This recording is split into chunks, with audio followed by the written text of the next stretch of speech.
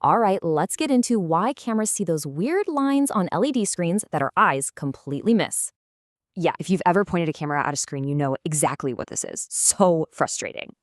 They're called scan lines. They happen when the camera's shutter and the screen's refresh aren't in sync.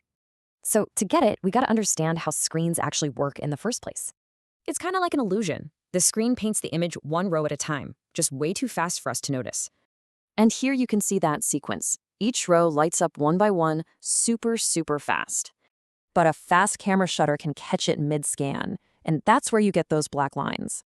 Okay, so you fix the black lines, but that can lead to a totally different, sneakier problem.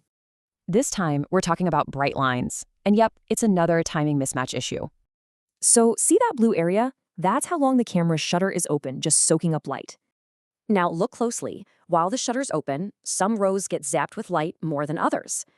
And that's why you get this uneven brightness. Some parts of the picture just look brighter.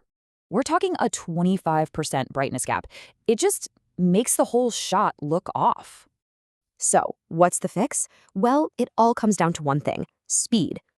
The bottom line is you need a screen with a higher refresh rate. It's the only real fix.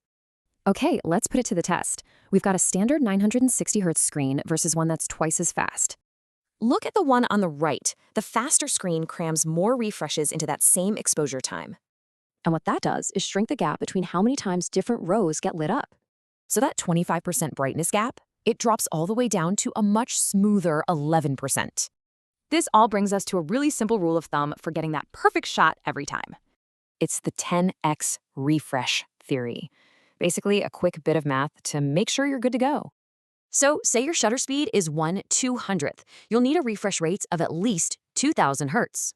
Stick to that rule, and what do you get? A beautiful, clean image. No weird lines, no bright spots.